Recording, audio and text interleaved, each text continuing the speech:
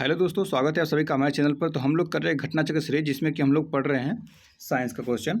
तो साइंस में हम लोग चैप्टर पढ़ रहे हैं परिसंचरण तंत्र।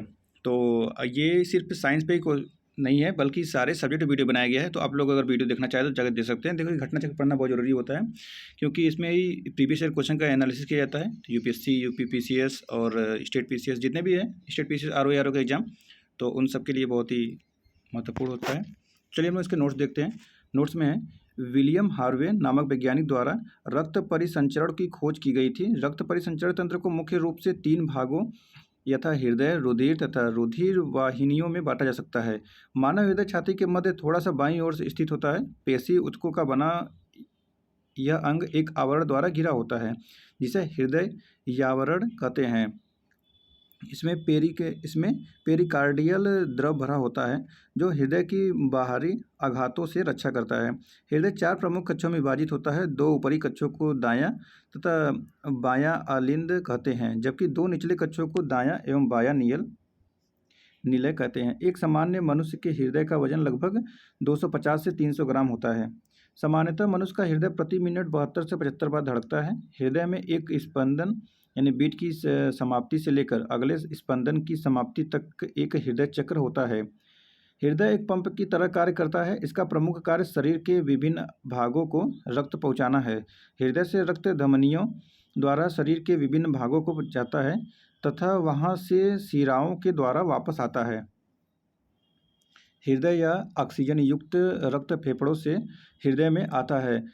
हृदय इस रक्त को धमनियों के द्वारा पूरे शरीर में पहुंचाता है। शरीर के विभिन्न भागों द्वारा रक्त में मिला ऑक्सीजन प्रयुक्त हो जाता है और अशुद्ध या ऑक्सीजन रहित रक्त शिराओं द्वारा फिर हृदय की ओर आता है। हृदय इस रक्त को ऑक्सीजन प्राप्त करने के लिए पुनः फेफड़ों में भेजता है। इस प्रकार यह चक्र निरंतर चलता रहता है। रक्त ब्लड एक तरल संयोजी ऊतक है। यह एक क्षारीय विलयन है जिसका पीएच मान 7.4 होता है। वयस्क मनुष्य के सामान्यतः 5-6 लीटर रक्त होता है। पुरुषों की तुलना में महिलाओं में लगभग 1 लीटर रक्त कम होता है। रक्त के 2 प्रमुख भाग होते हैं, प्लाज्मा तथा रक्त कणिकाएं एवं रुधिराणु। कुल रक्त का लगभग 55% भाग प्लाज्मा तथा शेष 45% भाग रुधिराणु होता है। तो याद रखिए, प्लाज्मा 55 और रुधिराणु 45 है। रुधिराणु 3 प्रकार के होते हैं, लाल रक्त कणिकाएं, श्वेत कणिकाएं, रुधिराणु और प्लेटलेट्स। प्लाज्मा में लगभग 91 से 92% जल तथा शेष 8 से 9% भाग में विभिन्न प्रकार के अकार्बनिक और कार्बनिक पदार्थ होते हैं। लाल रुधिराणु केवल कशेरुकियों के रुधिर में पाए जाते हैं और कुल रुधिर का लगभग 40% भाग बनाते हैं। रुधिराणु का लगभग 90% भाग लाल रुधिराणु होते हैं। इनमें हीमोग्लोबिन नामक प्रोटीन पाई जाती है। हीमोग्लोबिन ऑक्सीजन का परिवहन करता है। इसमें हीम नामक लाल रंग का पदार्थ पाया जाता है, जो इसे लाल रंग प्रदान करता है। रोगों के प्रति प्रतिरक्षा प्रदान करने का श्वेत रक्त कणिकाएं करती हैं। इन्हें वीर सिपाही या सैनिक की संज्ञा से अभिहित किया जाता है। प्लेटलेट्स का प्रमुख योगदान रक्त का थक्का बनाने में होता है। एक सामान्य मनुष्य में लाल रक्त कणिकाएं लगभग 54 लाख प्रति घन मीटर रक्त, स्त्रियों में कुछ कम होती हैं। श्वेत रक्त कणिकाएं यानी WBC लगभग 5000 से 11000 प्रति घन मिलीमीटर रक्त होती है। इसमें सर्वाधिक संख्या में न्यूट्रोफिल्स यानी कुल WBC का 60 से 70% तथा सबसे कम बेसोफिल्स होती हैं। आकार में सबसे बड़ी WBC मोनोसाइट्स है। प्लेटलेट्स की संख्या 1.5 लाख से 5 लाख प्रति घन मिलीमीटर रक्त होती है। लाल रक्त कणिकाएं अस्थि मज्जा में विकसित होती हैं। इनका जीवन काल लगभग 120 दिनों का होता है। तिल्ली या प्लीहा पुरानी रक्त कणिकाओं को नष्ट करने का कार्य करती है। श्वेत रक्त कणिकाएं मुख्यतः 2 प्रकार की होती हैं, कणिकायम तथा कणिकाविहीनी।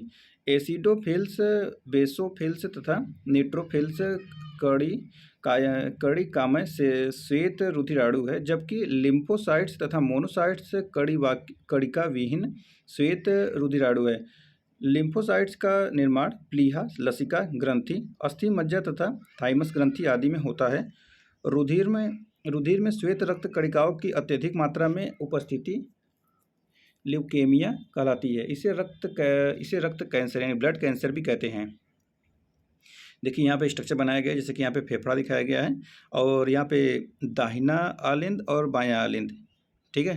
तो यहाँ पर दाहिना आलिंद की 4 दिखाया गया, 2-2 दिखाया गया है और यहाँ से फुफ्फुसीय धमनी जो कि फेफड़ा में जाता है, ये छोटे होते हैं और जो कि इधर से ये बड़े दिखाते हैं, तो फुफ्फुसीय शिरा ये होता है। तो देखिए दाहिना वाला जिधर बड़ा दिखाएगा, इधर वाला छोटा दिखाता है। और देखिए यहाँ पर फिर वहाँ से नीचे दे आता है महाधनी, जो कि शरीर के विभिन्न भाग होते हैं, और यहाँ पे उच्च एवं निम्न शरीर होता है। तो देखिए यहाँ पे मानव शरीर में रक्त प्रवाह का आरेखीय निरूपण हम लोग देखें। आगे बढ़ते हैं। रक्त ग्लूकोज स्तर मिलीग्राम प्रति डेसीलीटर में व्यक्त किया जाता है। रक्त में ग्लूकोज की सामान्य मात्रा 100 मिलीग्राम प्रति डेसीलीटर होती है। रक्त ग्लूकोज के नियमन के लिए अग्नाशय से इंसुलिन नामक हार्मोन का स्राव होता है। इस हार्मोन की कमी के कारण रक्त में ग्लूकोज की मात्रा अत्यधिक हो जाती है, जिससे मधुमेह रोग होने की संभावना बढ़ जाती है। उम्र बढ़ने के साथ साथ मानव का रक्त दाब यानी ब्लड प्रेशर बढ़ जाता है। मनुष्य का औसत रक्तचाप 120/80 होता है, मतलब 80 के 120 के बीच में होना चाहिए। धमनियों में रक्तदाब की 2 अवस्थाएं होती हैं। पहले को प्रकुंचन दाब तथा दूसरे को प्रसारण दाब कहते हैं। सामान्य तौर पर प्रकुंचन दाब 120 मिलीमीटर यानी Hg तथा प्रसारण दाब 80 मिलीमीटर Hg होता है। रक्तदाब को डॉक्टर सिग्मोमैनोमीटर यंत्र, यानी कि ये नापा जाता है ब्लड प्रेशर इससे, द्वारा मापता है। 1900 ईस्वी में ऑस्ट्रिया के जीव वैज्ञानिक एवं चिकित्सक कार्ल लैंडस्टीनर ने 4 रक्त समूह ए बी तथा ओ की खोज की। तो देखिए बाद में लैंडस्टीनर एवं वीनर द्वारा रीसस बंदर के रक्त में RH फैक्टर की खोज की गई। लाल रक्त कणों में उपस्थित ग्लाइकोप्रोटीन के कारण रक्त में विभिन्नता पाई जाती हैं, जिसे एंटीजन या प्रतिजन कहते हैं। यह 2 प्रकार का होता है, एंटीजन तथा एंटीजन ए और एंटीजन बी। एंटीजन की अनुपस्थिति में एक विशेष प्रकार की प्रोटीन प्लाज्मा में पाई जाती है, जिसे एंटीबॉडी या प्रतिरक्षी कहते हैं। यह 2 प्रकार का होता है, एंटीबॉडी ए और एंटीबॉडी बी। देखिए मानव रुधिर यहाँ पर है, यहाँ प्लाज्मा है, और ब्लड रुधिराणु यानी कि इसको बोलते हैं ब्लड कर्पस्कल्स। तो ये 55% और 45% वाला है। तो 55% देखिए जल, 91% कार्बनिक पदार्थ और कार्बनिक पदार्थ, और इसमें है ब्लड रुधिराणु में 45% वाले में प्लेटलेट्स, लाल रुधिराणु यानी RBC और WBC। और इसी के अंतर्गत आएंगे फिर कणिकामय श्वेत रुधिराणु और कणिकाविनिक श्वेत रुधिराणु। इसमें है कणिकामय में इयोसिनोफिल्स, बेसोफिल्स और न्यूट्रोफिल्स, और विहीन में होता है लिम्फोसाइट्स और मोनोसाइट्स। तो रुधिर वर्ग ए में एंटीजन ए व एंटीजन बी, एंटीबॉडी बी उपस्थित होता है, जबकि रुधिर वर्ग बी में एंटीजन बी एवं एंटीबॉडी ए उपस्थित होता है। रुधिर वर्ग ए बी में एंटीजन ए और वह बी दोनों उपस्थित होते हैं, परंतु एंटीबॉडी अनुपस्थित होता है। जबकि रुधिर वर्ग ओ में एंटीजन अनुपस्थित परंतु एंटीबॉडी ए व बी दोनों उपस्थित होते हैं। तो देखिए इसीलिए ओ जो होता है वो सबको अपना ब्लड दे सकता है। रुधिर वर्ग ए बी को सर्वग्राही तथा रुधिर वर्ग ओ को सर्वदाता कहते हैं। ए भी सबसे ले सकता है, और ओ है जो कि सबको दे सकता है। किसी शरीर में बाहर से रक्त चढ़ाने में रक्त समूह का विशेष महत्व होता है, जिसे निम्न चार्ट के अनुसार बढ़ाया जा सकता है। तो देखिए यहाँ पे रक्तदाता समूह है, तो प्राप्तकर्ता रक्त समूह कैसे होगा। तो जैसे देखिए अगर ए है तो ए का ए से ले सकते हैं, लेकिन बी को नहीं दे सकते, और ए बी को दे सकते हैं, ओ को नहीं। बी जो है तो बी को ए नहीं ले सकता है, बी ले सकता है, ए बी ले सकता है, ओ नहीं ले सकता है।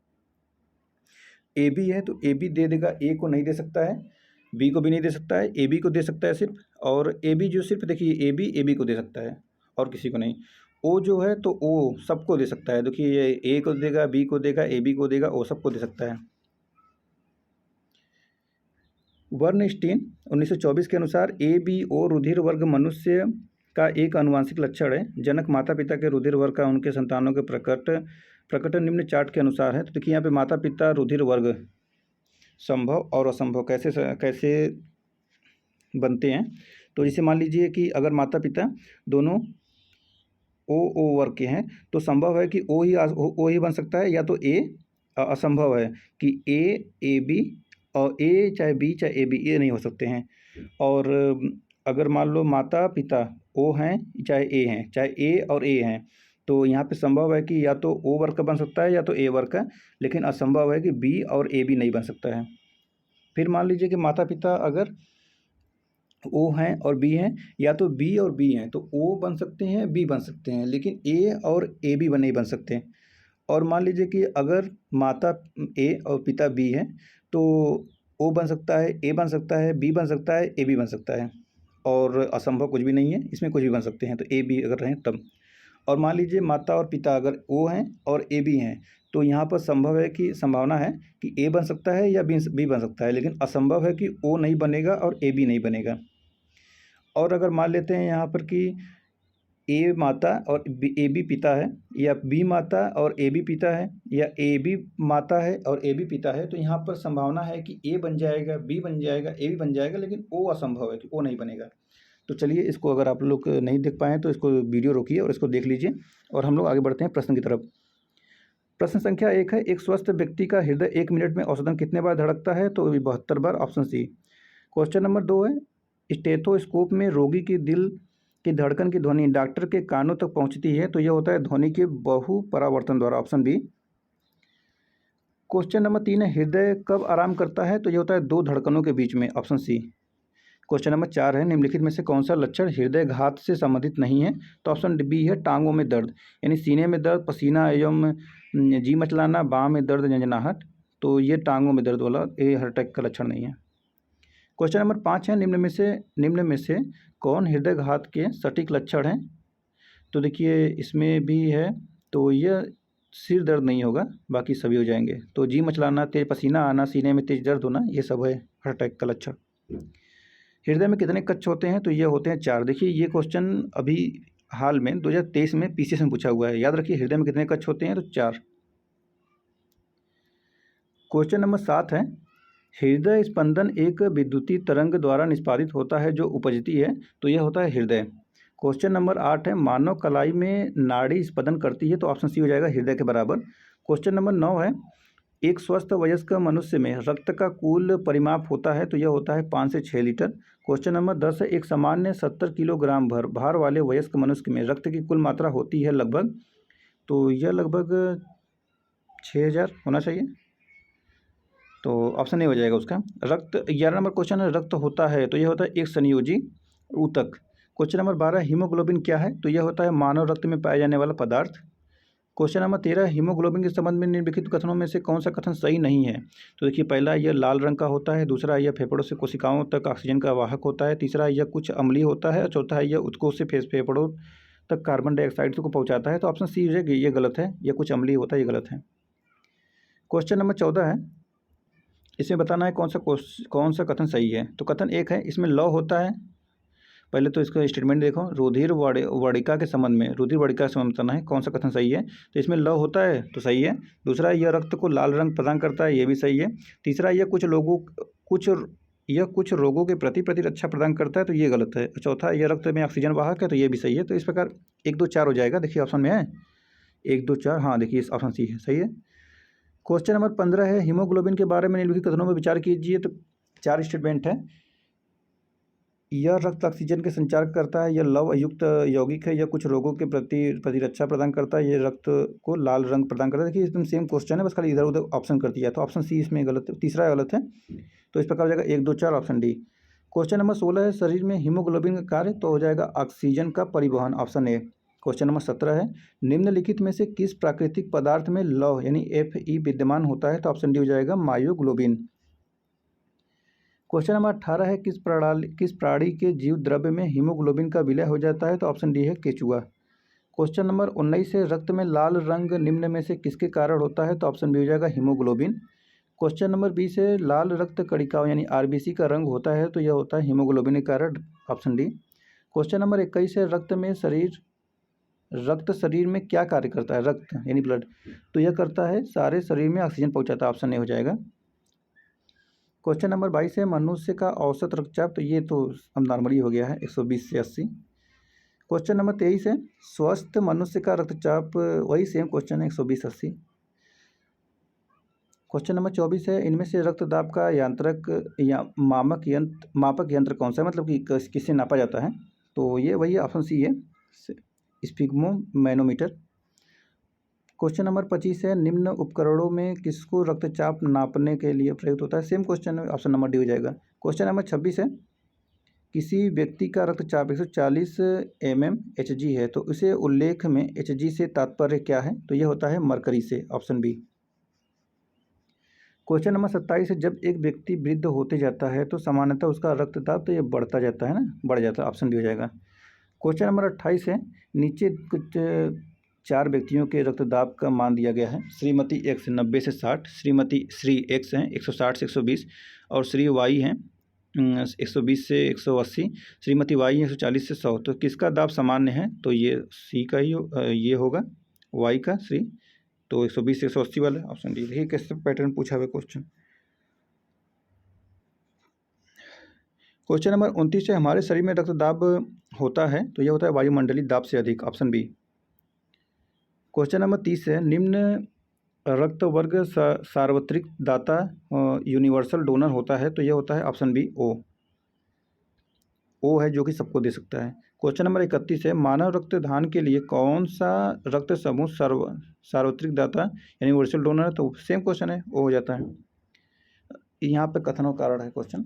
तो ए बी रक्त समूह के लोग सार्वभौमिक प्राप्तकर्ता होते हैं, सही। और कारण है, रक्त समूह ए बी की लाल रक्त कोशिका में कोई एंटीजन नहीं होता एवं इसीलिए अन्य किसी रक्त समूह के साथ समूह एग्लूटिनेशन नहीं होता है। तो ऑप्शन सी हो जाएगा, ए सही है लेकिन आर गलत है। क्वेश्चन नंबर 33 है, वर्ग ए बी रक्त वाला व्यक्ति किसी ऐसे व्यक्ति का रक्त ले सकता है जिसका रक्त वर्ग, तो कोई भी वर्ग, ऑप्शन डी हो जाएगा। फिर है क्वेश्चन नंबर 34, ए बी रक्त वर्ग वाले व्यक्ति को कभी कभी सार्विक रक्त अदाता कहा जाता है, क्योंकि ऑप्शन बी है, उसके रक्त में प्रतिपिंड यानी एंटीबॉडी का अभाव होता है। क्वेश्चन नंबर 35 है, एक व्यक्ति जिसका रक्त समूह ए है सड़क दुर्घटना में गंभीर रूप से घायल हो जाता है तथा चिकित्सक रक्तदान की सलाह देते हैं, उसके संबंधियों को रक्तदान हेतु कहा जाता है जिनके रक्त समूह इस प्रकार हो जाएंगे। तो यह किससे लेगा? पत्नी ओ, भाई ए बी। तो देखिए इसमें है, ओ से तो ले सकता है ए, और पुत्र से भी ले सकता है, तो और पुत्री से भी ले लेगा क्योंकि पुत्र ओ भी ओ है, पति अरे लेडीज हो चाहे जेंट्स हो उसमें रक्त समूह देखा जाता है। तो 1 हो जाएगा, 3 हो जाएगा, 4 हो जाएगा, तो ऑप्शन डी। क्वेश्चन नंबर 36 है, एक मनुष्य दुर्घटनाग्रस्त हो जाता है और उसे रक्तदान की आवश्यकता होती है किंतु उसे रक्त समूह की परीक्षा करने के समय नहीं मिलती है। अब वही सेम क्वेश्चन कि कौन सा रक्त किसको दिया जाएगा। तो देखिए यहाँ पर A O plus O minus A B और ए बी, तो ए ओ माइनस जो है सबको दे सकता है। आपने देखा होगा सुल्तान पिक्चर, तो देखिए उसका भी बताता है ना, रेयर आपका रेयर है, तो ओ जो निगेटिव है ये। क्वेश्चन नंबर 37 है, अज्ञात रुधिर वर्ग का एक व्यक्ति गंभीर रूप से दुर्घटनाग्रस्त हो जाता है और उसे तुरंत रक्तदान की जरूरत पड़ती है, तो अस्पताल में आसानी से उपलब्ध निम्नलिखित रुधिर वर्गों में से किस एक का आधान के लिए उपयोग सुरक्षित होगा? तो ये हो जाएगा O R H, option A. फिर क्वेश्चन नंबर 38 है, वैसे ही क्वेश्चन है, एक व्यक्ति दुर्घटना में घायल हो गया है, उसके रक्त समूह की जांच के लिए समय नहीं है, उसे निम्न में से कौन सा खून दिया जाना चाहिए? तो ओ आर एच दे देना चाहिए। क्वेश्चन नंबर 39 से रक्त समूहों की खोज की, तो ऑप्शन डी है, कार्ल लैंड स्टीनर ने। क्वेश्चन नंबर 40 से आर एच कारक का नाम संबंधित है इस पर एक प्रकार है, तो यह है बंदर से। क्वेश्चन नंबर 41 है, माता गर्भस्थ शिशु आर एच रक्त प्रकार विसंगति की समस्या उत्पन्न हो सकती है यदि माता है एवं उसका गर्भस्थ शिशु, तो यह ऑप्शन बी है, आर एच हीन आर एच सहित। क्वेश्चन नंबर 42 है, एक विवाहित दंपति ने एक बालक को गोद लिया, इसके कुछ वर्ष उपरांत उन्हें जुड़वा पुत्र हुए। दंपति में एक का रक्त वर्ग ए बी पॉजिटिव और दूसरे का वर्ग ओ नेगेटिव है। तीनों पुत्रों में से एक का रक्त वर्ग ए पॉजिटिव और दूसरे का बी पॉजिटिव और तीसरे का ओ पॉजिटिव। गोद लिए गए पुत्र का रक्त वर्ग कौन सा है? तो ये हो जाएगा O positive, option A. Question number 43 है, यदि एक पिता का रक्त वर्ग ए है और माता का ओ, तो बताइए कि उनके पुत्र निम्नलिखित में से कौन सा रक्त वर्ग हो सकते हैं? ए और ओ है तो ये हो सकता है ओ, संभव है, ऑप्शन सी। किसी एक सामान्य व्यक्ति के रक्त का पीएच स्तर क्या होता है? तो यह होता है 7.35 से 7.45 तक। क्वेश्चन नंबर 45 है, रक्त का पीएच मान, तो यह हो जाता है 7.4। क्वेश्चन नंबर 46 है, मनुष्य के शरीर के रक्त का pH मान, तो ये होता है ऑप्शन सी 7.4। क्वेश्चन नंबर 47 से प्रतिजन एंटीजन वह पदार्थ है जो, तो यह हो जाएगा ऑप्शन डी प्रतिपिंड के निर्माण को उद्दीपित करता है। क्वेश्चन नंबर 48 से प्रतिजन ऐसा पदार्थ है जो, तो ऑप्शन सी हो जाएगा प्रतिरक्षा तंत्र को प्रवर्तित करता है। क्वेश्चन नंबर 49 से निम्न में से एंटीजन की मूल विशेषता क्या है, तो ऑप्शन बी हो जाता है वे प्रतिरक्षियों के निर्माण को प्रेरित करती है। क्वेश्चन नंबर 50 से शरीर में निम्न में से कौन सा संक्रमण से हमारी रक्षा करता है, तो ऑप्शन बी है WBC। क्वेश्चन नंबर 51 है सफ़ेद रक्त कण का मुख्य कार्य है, तो यह ऑप्शन सी हो जाएगा रोग प्रतिरोधक क्षमता धारण करना। क्वेश्चन नंबर 52 है रुधिर के प्लाज्मा में निम्नलिखित में से किसके द्वारा एंटीबॉडी निर्मित होती है, तो यह होता है option B lymphocyte. Question number 53 है निम्नलिखित में से कौन रक्त के संचलन में मदद करता है, तो ऑप्शन ए है लिम्फोसाइट। क्वेश्चन नंबर 54 है मनुष्य के शरीर के किस अंग में लिम्फोसाइट का निर्माण होता है, तो ऑप्शन ई है, ये एक से अधिक है। जैसे इसका हम लोग एक्सप्लेनेशन देखते हैं। मनुष्य के शरीर में तिल्ली या प्लीहा, थाइमस ग्रंथि, अस्थि मज्जा आदि में लिम्फोसाइट का निर्माण होता है। लिम्फोसाइट एक प्रकार की श्वेत रक्त कणिकाएं होती हैं जो गश्ती सेना की भांति समस्त शरीर में घूमती रहती हैं तथा सुरक्षा तंत्र के सारे भागों के बीच सामंजस्य स्थापित करती हैं। क्वेश्चन नंबर 55 है प्रतिरक्षा असंक्रमणता का सर्वाधिक संबंध है, तो ऑप्शन ए है लिम्फोसाइट। क्वेश्चन नंबर 56 है मानव रक्त की श्यानता का कारण है, तो ऑप्शन ए हो जाएगा रक्त में प्रोटीन। तो देखिए मानव रक्त की श्यानता मुख्यतः प्लाज्मा में प्रोटीन हिमाटोक्रिट, रक्त में लाल रुधिर कणिकाओं का आयतन प्रतिशत आदि पर निर्भर करती है। रक्त में श्वेत रुधिर कणिकाओं एवं प्लेटलेट्स बिंबाणु की उपस्थिति का उसकी स्नायनता पर कोई खास प्रभाव नहीं पड़ता है। क्वेश्चन नंबर 57 है मानव के श्वेत रक्त कणों WBC का व्यास होता है लगभग, तो ये होता है option A 0.07 millimetre. Question number 58 है रुधिर में श्वेत तो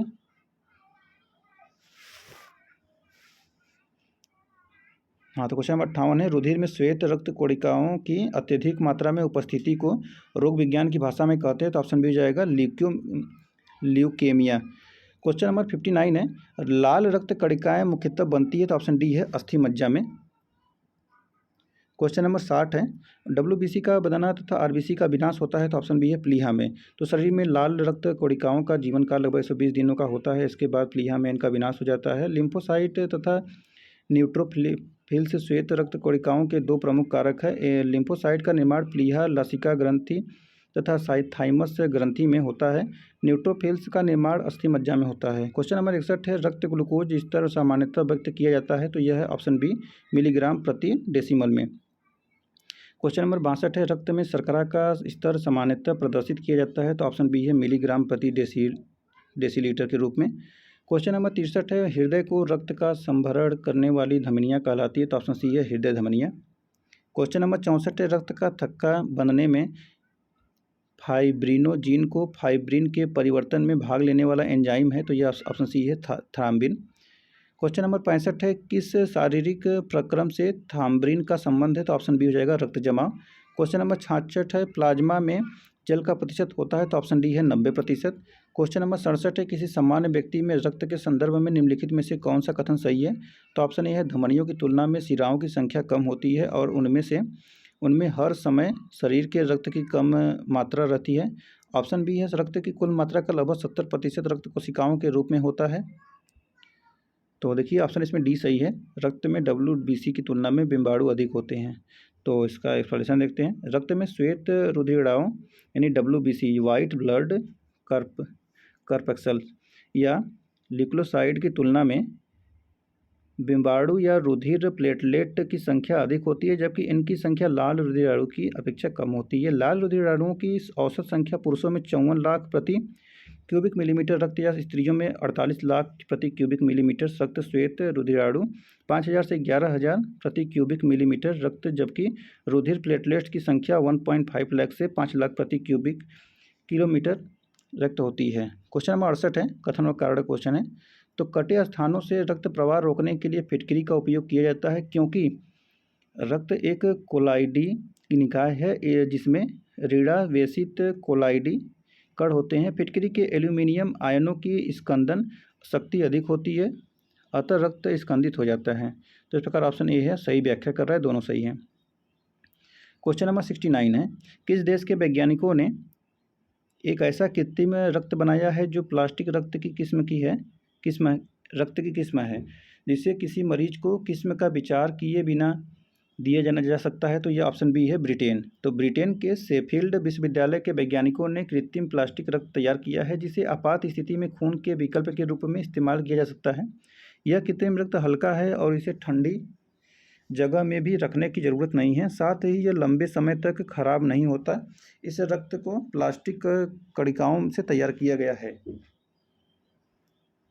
तो देखिए इस प्रकार ये हम लोग 69 क्वेश्चन पढ़े हैं। नेक्स्ट चैप्टर हम लोग पढ़ेंगे उत्सर्जन तंत्र। तो आप लोग इसको ध्यान से पढ़िए, 2-3 बार पढ़िए। देखिए यूपीएससी और पीपीसीएस के लिए बहुत ज़रूरी होता है। ये देखिए प्रीवियस ईयर क्वेश्चन होते हैं, सारे प्रीवियस ईयर क्वेश्चन थे। तो प्रीवियस ईयर क्वेश्चन कैसे आते हैं, इसी पैटर्न पे आप लोग समझ सकते हैं कि इस साल कैसे क्वेश्चन आ सकते हैं। चलिए हम लोग फिर मिलते हैं नेक्स्ट वीडियो में। तो धन्यवाद, आपका दिन शुभ हो।